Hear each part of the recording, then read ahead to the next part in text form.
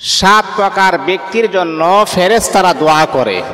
দেখেন, আমি আপনি তো গুনাহগার, আমরা তো গুনাহ করতে ভালোবাসি, কিন্তু আল্লাহ পাক রব্বুল আলামিনের এমন কিছু পেয়ারা বান্দা আছে, এমন কিছু পছন্দনীয় বান্দা আছে যাদের জন্যে আল্লাহ পাক রব্বুল আলামিনের রহমতের ফেরেশতারা তাদের জন্য দোয়া করে, আল্লাহ তুমি তাদের জিন্দেগির গুনারে মাফ করে দাও, আল্লাহ তুমি তাদেরকে মাফ করে দাও। কি এমন গুণ অর্জন করলে, কি এমন গুণে গুণান্বিত হলে আমার আপনার জন্য ফেরেশতারা দোয়া করবে? কি এমন গুণ, যেই গুণটা অর্জন করলে ফেরেশতা আমার আপনার জন্য দোয়া করবে, সেই গুণটা কি? মুহতারাম হাজিরিন, অবশ্যই এই 7টি গুণ যেন আমরা অর্জন করতে পারি, যে গুণ অর্জন করলে রহমতের ফেরেশতা, বরকতের ফেরেশতা আমার আপনার জন্য আল্লাহ পাকের কাছে দোয়া করবে, আল্লাহ তোমার এই বান্দাটাকে তুমি ক্ষমা করে দাও, তার জিন্দেগির সমস্ত গুনারে তুমি মাফ করে দাও, আল্লাহ তাকে তুমি মাফ করে দাও। আজকে আমরা এই 7 প্রকার ব্যক্তির সাথে পরিচয় হব, যেই পরিচয় হলে আমাদের লাভ হবে কি?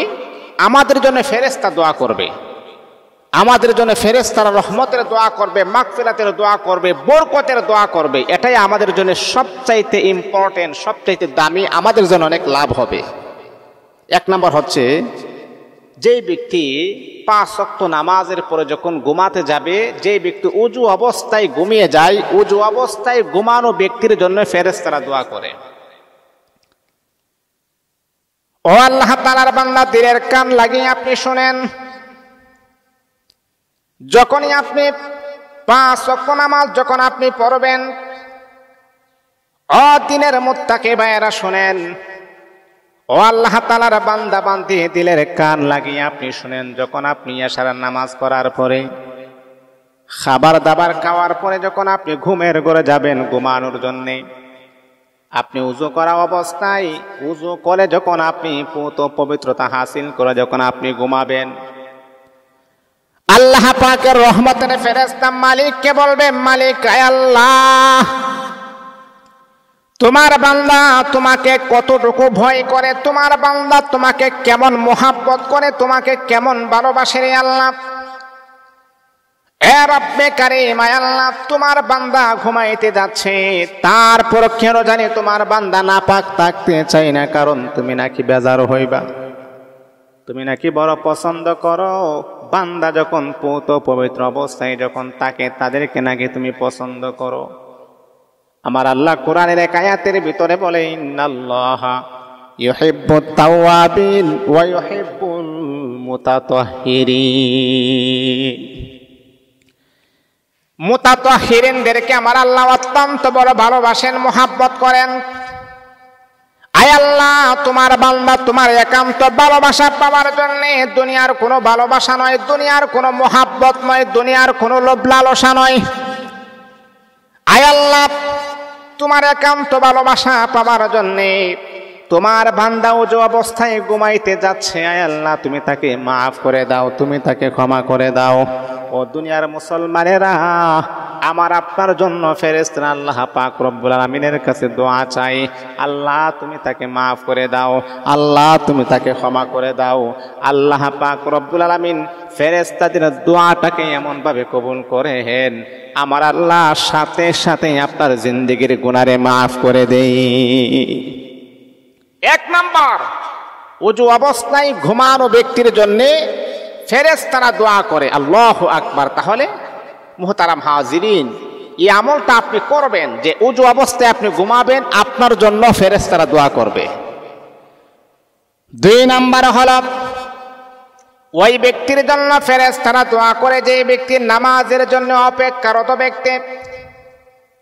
ও মুসলমান, ধরেন নামাজ শুরু হবে 1টার সময়, যোহরের নামাজ শুরু হয়, 1:30 মিনিটের সময় যোহরের নামাজ শুরু হয়, কিন্তু আল্লাহ পাকের অনেক পেয়ারা মুসল্লি এমন আছে, যখনই আযান হয়ে যায় দুনিয়ার ব্যস্ততাকে অপেক্ষা করে দিয়ে আল্লাহ তাআলার বান্দা মসজিদে চলে আসে। মসজিদে আসার পরে আধা ঘন্টা সময় আল্লাহ তাআলার বান্দা অপেক্ষামান থাকে, আমি জামাতের সাথে নামাজ পড়ার পরে আমি আবার ঘর থেকে বের হয়ে যাব। এই যে আপনি আধা ঘন্টা আগে দিয়ে আপনি মসজিদে চলে আসছেন, নামাজ পড়বেন, নামাজের জন্য আপনি অপেক্ষা করতেছেন। কিতাবের ভিতরে দেখেন ফেরেশতারা আল্লাহ পাক রব্বুল আলামিনকে বলে, রব্বুল আলামিন, আয় আল্লাহ, নামাজের আরো আধা ঘন্টা সময় বাকি আছে, তারপর তোমার বান্দা মসজিদে চলে আসছে, আল্লাহ নামাজের জন্য অপেক্ষা করতেছে। তোমার বান্দার সিদ্ধান্ত হলো নামাজ পড়ার পর তারপর মসজিদ থেকে বের হবে, তারপরে দুনিয়ার কাজ করবে। আল্লাহ এই সময়টাই তোমার বান্দা কি করবে? আমার আল্লাহ বলে, ফেরেশতারা রে, আমার বান্দা যেহেতু নামাজের জন্য অপেক্ষা করতেছেন, আরো তার কাছে আধা ঘন্টা সময় আছে, 30 মিনিট সময় আছে। এই 30টা মিনিট সময়টা যে আমার বান্দা অপেক্ষা করতেছেন, এই অপেক্ষার সময়টাও আমি আল্লাহ তার আমল নামার ভিতরে নামাজ দিয়া ভরপুর করে দিব। এই যে আপনি নামাজ পড়েন নাই, অপেক্ষা করতেছেন, এই অপেক্ষার সময়টাও ভিতা যাবে না মুসল্লান। ও আমার মুসল্লিরা শুনেন, এই অপেক্ষার সময়টাও কি বৃথা যাবে না, সেটাও কিন্তু আপনার নামাজের ভিতরে গণ্য করা হবে। আল্লাহু আকবার, আল্লাহু আকবার, নামাজের ভিতরে গণ্য করা হবে। 3 নাম্বার হলো ওই ব্যক্তির জন্য ফেরেশতারা দোয়া করে যে ব্যক্তি প্রথম কাতারে নামাজে দাঁড়িয়ে যায়। প্রথম কাতারে যে ব্যক্তির নামাজ আদায় করে, কারণ আল্লাহ তাআলার বান্দা শুনলেন, আল্লাহ তাআলার বান্দা হাদিসের মাঝে পেয়েছেন, প্রথম কাতারে যারা নামাজ পড়বে তাদেরকে সওয়াব দেওয়া হয় বেশি। আল্লাহ তাআলার বান্দা শোনার পরে বেকুল হয়ে যায়, পাগল হয়ে যায়, আমি প্রথম কাতারে আমি নামাজ পড়ব, ইমাম সাহেবের পরের কাতারে আমি নামাজে দাঁড়াবো। আপনি যখন প্রথম কাতারে নামাজ পড়বেন, প্রতিযোগিতা করবেন, নেকের জন্য আপনি প্রতিযোগিতা করবেন। ফেরেশতারা আমার আপনার জন্য আল্লাহ পাকের কাছে দোয়া করেন, আল্লাহ তার সমস্ত অভাব অনটনকে তুমি দূর করে দাও। আল্লাহ, আল্লাহু আকবার, আল্লাহু আকবার। আল্লাহ, তোমার বান্দা প্রথম কাতারে নামাজ পড়ার জন্য বেকুল হয়ে গেছে, পাগল হয়ে গেছে, আল্লাহ তুমি তার সমস্ত অভাব অনটন তুমি দূর করে দিয়ে তাকে তুমি শান্তি দান করে দাও। আল্লাহু আকবার। এই জন্য প্রথম কাতারে নামাজ অনেক সওয়াবের বিষয়। 4 নাম্বার হলো পৃথিবীর মুসলমানেরা রাসূল পাক সাল্লাল্লাহু আলাইহি ওয়াসাল্লামের উপরে দরুদ পাঠকারী ব্যক্তি যে কোনো প্রান্তে, পৃথিবীর যে কোনো প্রান্তে আমার আপনার নবীর উপরে যখন আপনি দরুদ পড়বেন, আল্লাহ পাক রব্বুল আলামিন একদল ফেরেশতা আমার আল্লাহ রেখে দিয়েছেন। এই ফেরেশতাগুলা দরুদের হাদিয়াগুলা সোনার মদিনায় পৌঁছায়া দেন। ও মুসলমান শোনো, পৃথিবীর যে কোনো প্রান্তে আপনি দরুদ পাঠ করেন না কেন, পৃথিবীর যে কোনো প্রান্তে আপনি দরুদ শরীফ পড়েন না কেন, একদল ফেরেশতা আমার আল্লাহ রেখে দিয়েছেন। ওই ফেরেশতা রাসূলের রওজা মুবারকে পৌঁছায়া দেই। একদল ফেরেশতা আছে, আমার নবীর নামে যখন আপনি দুরূদ পড়বেন, আমার নবীর নামে যখন আপনি ইশকে আর মুহাব্বত নিয়ে যখন দুরূদ পড়বেন, সেই দুরূদের সওয়াবগুলো আমার আল্লাহ পাক রব্বুল আলামিন নবীর রওজা মুবারকে আল্লাহ পাক পৌঁছায়া দেন। 4 নাম্বার 5 নাম্বার হলো রোগী পরিদর্শনকারী ব্যক্তি। যদি আপনার কোনো আত্মীয় স্বজন অসুস্থ হয়ে যায়, এমনকি আপনার সম্পর্কের কোনো বন্ধু অসুস্থ হয়ে যায়, ও মুসলমান, যদি আপনার কোনো পাড়া প্রতিবেশী অসুস্থ হয়ে যায়, তখন আপনি যখন তাকে দেখতে যাইবেন, আপনার জন্য ফেরেশতা দোয়া করে। দুনিয়ার লাইনে হলো যদি আপনি অসুস্থ হয়ে যান, যদি আপনার কোনো আত্মীয় স্বজন আপনাকে দেখতে আসে, তাহলে তার প্রতি আপনার ভক্তি শ্রদ্ধা সম্মান বেড়ে যায়। আহারে, আমার বিপদের সময় ওই লোকটা আসছে আমাকে দেখার জন্যেই, তাকে আপনি যথেষ্ট পরিমাণের সম্মান করেন। আমার নবী বলে, শুধু সম্মান নয়, সম্মান নয়, সম্মান নয়, ফেরেশতারা ওই বান্দার জন্য আল্লাহ পাকের কাছেও দোয়া করে।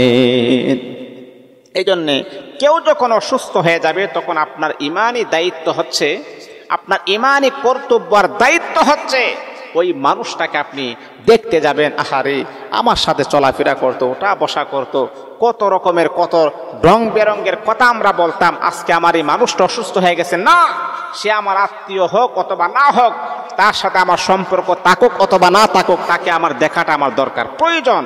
আমার রাসূল বলেন, তার প্রতি আল্লাহ পাকের মুহাব্বত আর ভালোবাসা হয়ে যায়। 6 নাম্বার হওয়া মুসলিম ভাইয়ের জন্য দোয়াকারী ব্যক্তি। আপনি অপর মুসলমানের জন্য দোয়া করবেন রব্বুল আলামিন। আয় আল্লাহ, তোমার একজন মুসলমান, তোমার একজন পেয়ারা বান্দা অসুস্থ হয়ে গেছে, আল্লাহ তুমি তাকে শেফা দান করো, তুমি তাকে পরিপূর্ণ শেফা তুমি দান করো। আমার নবী বলেন, শোনো শোনো শোনো শোনো, অপর মুসলমান ব্যক্তির জন্য যখন তুমি দোয়া করবে, আল্লাহ পাক রব্বুল আলামিন ওই মুসলমানের জন্য দোয়াটা কার্যকারী করার আগে আমার আল্লাহ তোমার জন্য সর্বপ্রথম দোয়াটা কার্যকারী করবে। অপর মুসলমানের জন্য দোয়া করলে সেই দোয়াটা আল্লাহ পাক আপনার উপরে সর্বপ্রথম আমার আল্লাহ ফালিয়ে দেন। এই জন্য যখনই আপনি দোয়া করবেন বলবেন রব্বুল আলামিন, আয় আল্লাহ, এই পৃথিবীর জমিনে যারা যারা পরিমাণ ঈমান নিয়ে যারা কবরে শায়িত আছেন, আল্লাহ তাদেরকে তুমি মাফ করে দাও। ও বন্ধু শোনো শোনো, এই দোয়াটা করার কারণে আমার আল্লাহ সর্বপ্রথম আপনাকে আমার আল্লাহ মাফ করে দিবেন, আপনার আত্মীয় স্বজনকে মাফ করার পর তাদেরকে আমার আল্লাহ ক্ষমা করে দিবেন। এই জন্যে যখনই আপনি দোয়া করবেন বখিলাতি করবেন না, কিপটামি করবেন না, অহংকার করবেন না, সকল মুসলমানের জন্য দোয়া করবেন, সেটা আপনার জন্য কল্যাণকর হবে। সর্বশেষ 7 নাম্বার হলো কল্যাণ পথে দানকারী ব্যক্তি।